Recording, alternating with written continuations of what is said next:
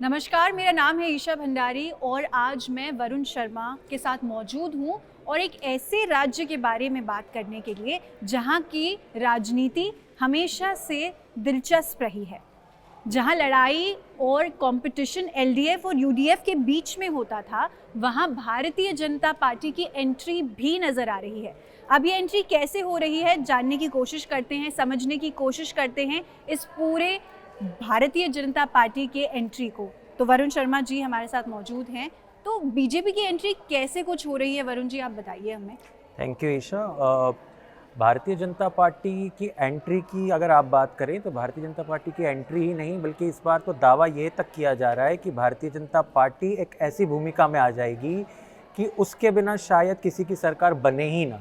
अच्छा। तो ये आपने बिल्कुल सही कहा कि एलडीएफ और यूडीएफ, एलडीएफ जो लेफ्ट डेमोक्रेटिक फ्रंट है और जो यूडीएफ जो कांग्रेस लेड यूडीएफ है, यूनाइटेड डेमोक्रेटिक फ्रंट, ऐसा केरला की राजनीति में होता रहा है और ये बहुत अमूमन कोई इसमें नई बात नहीं है कि यूडीएफ और एलडीएफ, जैसे यो पॉलिटिक्स कहा जाता है, एक बार यूडीएफ और एक बार एलडीएफ केरला की राजनीति में आते जाते रहे हैं।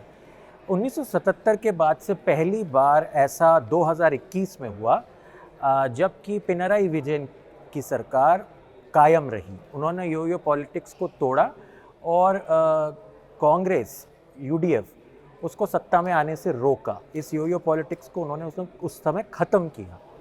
अब पिनराई विजयन के पास ये मौका है कि वो लगातार तीसरी बार शायद सरकार में आ जाएं, या फिर यूडीएफ जो कि पिछले 10 साल से प्रतीक्षा में है कि किसी तरीके से केरल पे कब्जा कर सके।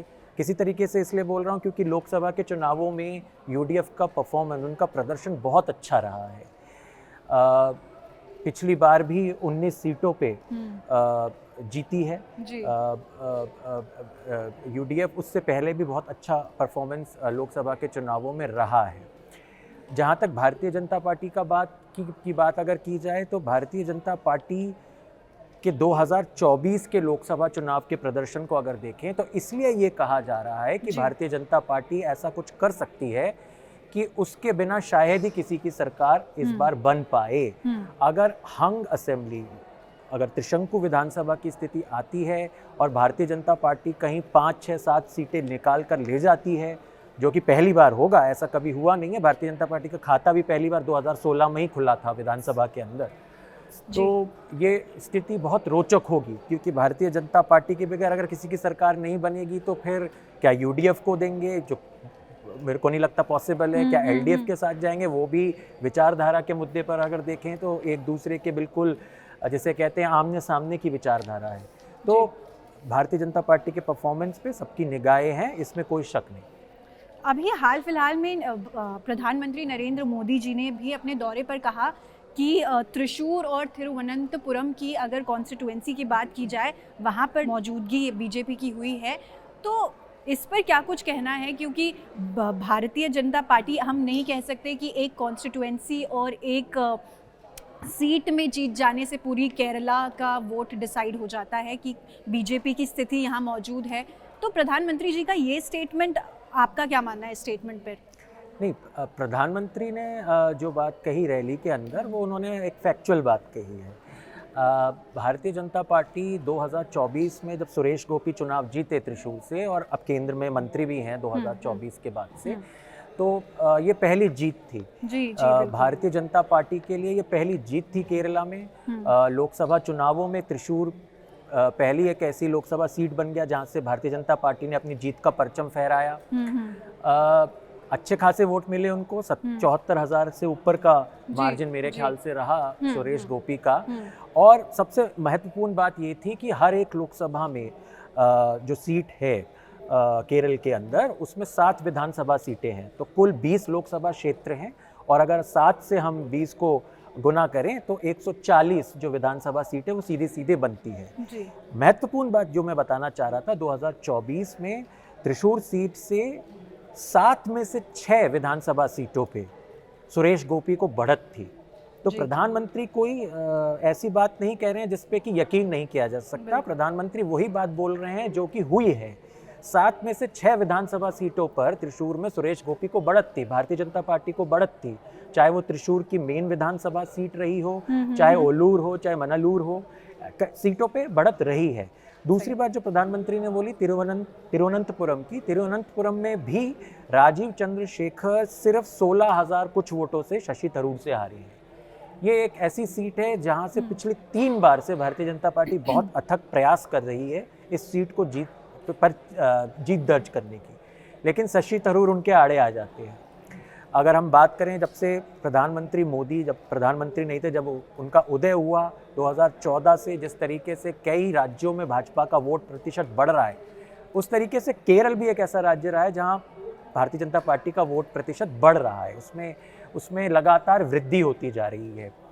तो प्रधानमंत्री की जो बात है, तिरुवनंतपुरम में भी ऐसी 3 विधानसभा सीटें थीं पिछली बार जहां पे भारतीय जनता पार्टी को बढ़त मिली थी। शशि थरूर जरूर चुनाव जीत गए, लेकिन सिर्फ 16,000 कुछ वोटों से जीते। इससे पहले जो 2019 का जब लोकसभा चुनाव हुआ था, तब शशि थरूर लगभग 1 लाख वोटों से जीते थे, और उससे पहले 2014 में ओ राजगोपाल शशि थरूर के सामने थे और बिल्कुल शशि थरूर के पसीने छुटा दिए थे जीत के लिए। आखिरी राउंड तक ये पूरा मुकाबला चला था और तब ओ राजगोपाल सिर्फ 15,000 वोटों से हारे थे। और असली अगर आपको मैं बताऊं कि ये वही ओ राजगोपाल हैं जो 14 में ज़रूर हारे तिरुवनंतपुरम से, लेकिन उनके नाम पर एक रिकॉर्ड ज़रूर दर्ज हो गया कि वो पहले विधायक बने भाजपा के। 2016 में आखिरकार उनको, जो इतने सालों से वो चुनाव लड़ते आ रहे थे, 90 के ऊपर हैं मेरे ख्याल से, 90 वर्ष से ऊपर हैं इस समय, जो इतने सालों से चुनाव लड़ते आ रहे थे, कभी जीत नसीब नहीं हुई थी, उनको फाइनली 2016 में जीत नसीब हुई। निमोम से उन्होंने विधानसभा का दरवाज़ा जो था भाजपा के लिए खोला और जीते, पहले विधायक बने भाजपा के। तो तिरुवनंतपुरम और त्रिशूर की प्रधानमंत्री ने जहाँ तक बात की, वो तो फैक्ट है ही। निमोम से भी सीट पे भी 2024 में बढ़त थी राजीव चंद्रशेखर को, और इस बार वो चुनाव भी लड़ रहे हैं वहाँ से। और इसके अलावा कजाकुट्टम और वट्टेवुरकावु, इन सीटों से भी भारतीय जनता पार्टी को पिछली बार बढ़त थी। कुल 11 विधानसभा सीटों पे भारतीय जनता पार्टी पहले नंबर पे थी पिछली बार, जिनमें से 6 त्रिशूर की थी, 3 सीटें जो थी वो तिरुवनंतपुरम की थी, और इसके अलावा अतिंगल की एक सीट पर भी भारतीय जनता पार्टी लीड की थी। तो इसमें कोई नई बात नहीं है। इसके अलावा 9 विधानसभा सीटें ऐसी थी 2024 में, अगर उनको ट्रांसलेट करा जाए तो, जहां पर भारतीय जनता पार्टी रनर अप थी, दूसरे नंबर पे आई थी। तो अगर देखा जाए तो अब भारतीय जनता पार्टी के प्रभाव का दायरा इतना बड़ा है कि जो 1 या 2 सीटों की पिछली बार हम पहले बात की जाती थी कि भारतीय जनता पार्टी का बस उतना ही प्रभाव है केरल के अंदर, अब वो लगभग 20 से 25 सीटों के ऊपर प्रभावशाली दिखाई पड़ रही। तो यहाँ वरुण, एक ये इम्पॉर्टेंट पॉइंट भी हम ड्रॉबैक इसको बोल सकते हैं केरला का, कि टैक्टिकल वोटिंग यहाँ पे बहुत होती है। टैक्टिकल वोटिंग, अगर बीजेपी को नहीं जिताना है तो एलडीएफ यूडीएफ को सपोर्ट कर देगा और यूडीएफ एलडीएफ को सपोर्ट कर देगा। तो इस ड्रॉबैक को हम कैसे देख रहे हैं केरला के लिए स्पेसिफिकली?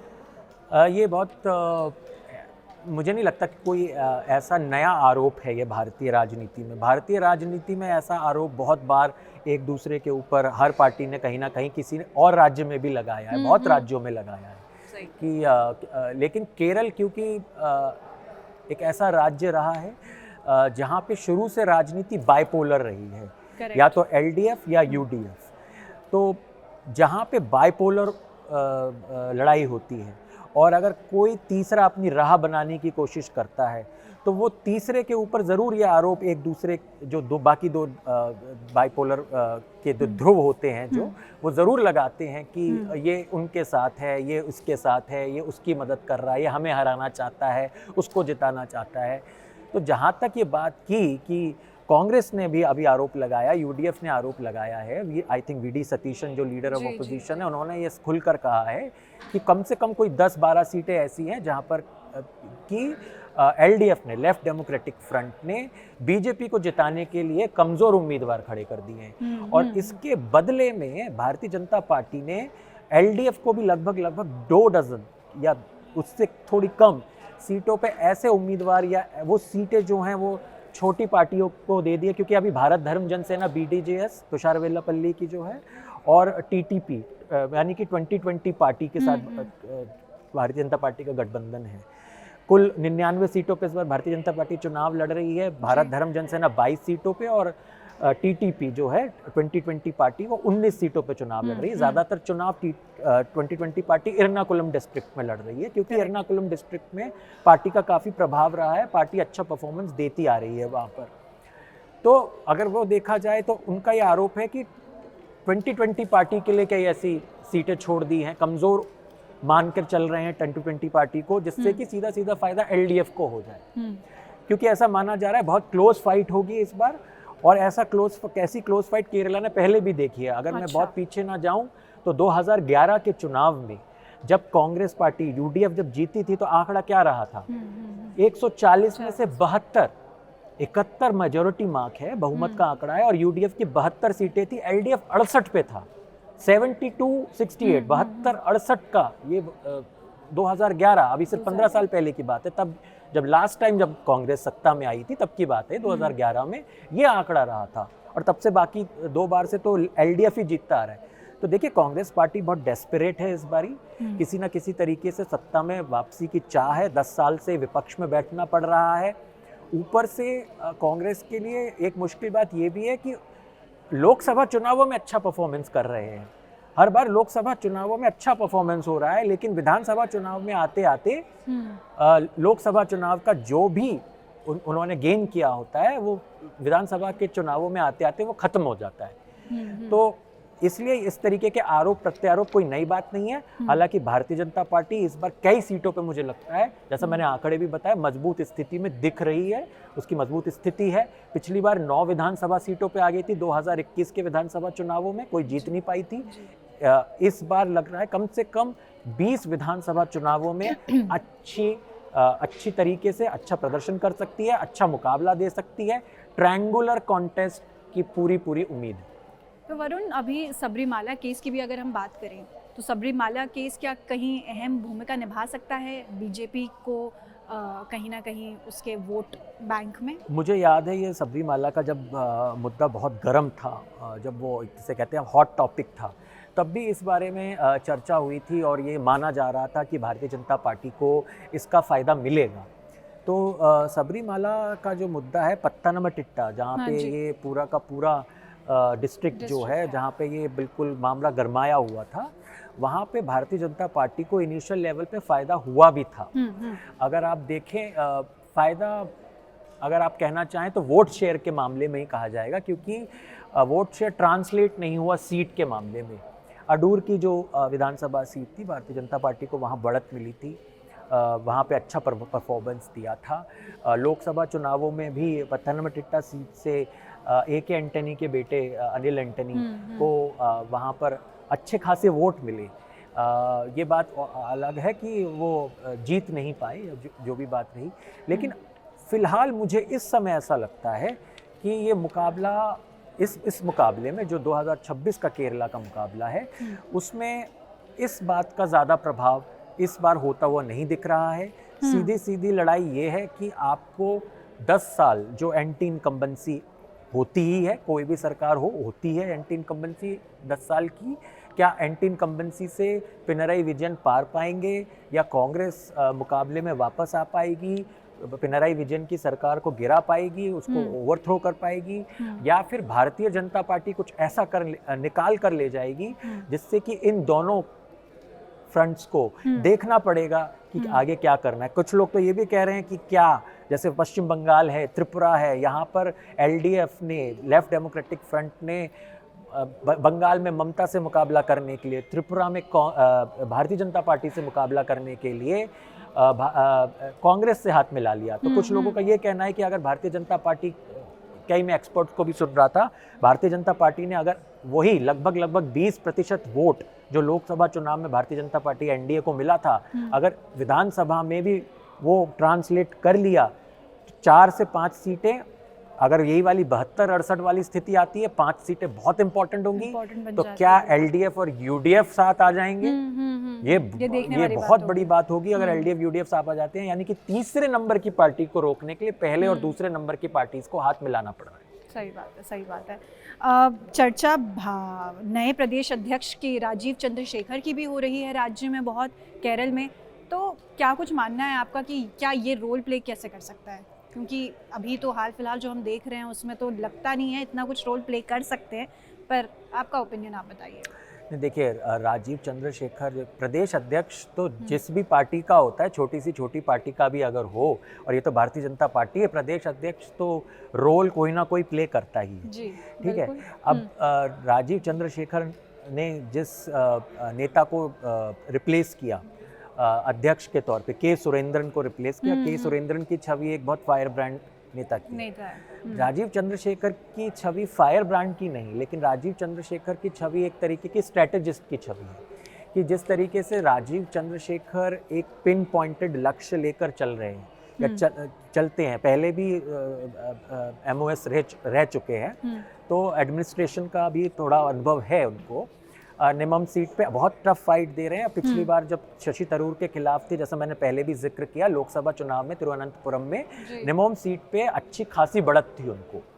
तो इसलिए ये सेफ सीट भारतीय जनता पार्टी अपनी मानकर चलती है।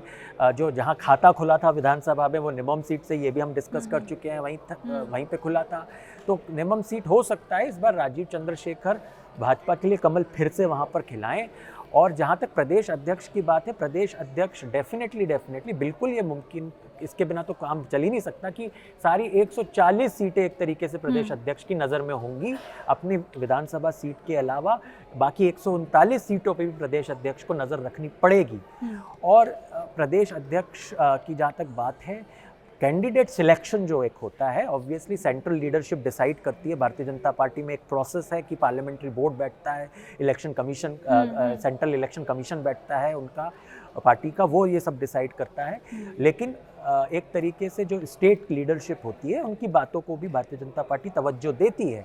तो अगर आप देखें तो बहुत बड़े बड़े नेता इस बार चुनाव लड़ रहे हैं, ऐसी ऐसी सीटों पर चुनाव लड़ रहे हैं जहाँ की भारतीय जनता पार्टी रनर अप रही थी या लीड पे आई थी। तो चाहे मंजेश्वरम में के सुरेंद्रन को उतारना हो, या फिर आपको पलक्कड़ में शोभा सुरेंद्रन को उतारना हो, या फिर काजमकोटम में वी मुरलीधरन को हो, तो ये सारी सीटें ऐसी हैं जहाँ से भारतीय जनता पार्टी इस बार अच्छा परफॉर्मेंस कर सकती है। राजीव चंद्रशेखर की स्ट्रेटेजी यही है कि ज़्यादा से ज़्यादा सब बड़े नेताओं को मैदान में उतारो, और फिर देखा जाएगा कि किस तरीके से हेड ऑन मुकाबला करना ही पड़ेगा अगर पुरानी व्यवस्थाओं को बदलना है। जी बिल्कुल। तो हमने देख लिया कि केरल का, भारतीय जनता पार्टी का केरला में क्या प्रोस्पेक्ट रहा है। आज की डिस्कशन के लिए बस इतना ही, हम फिर मिलेंगे नेक्स्ट टाइम।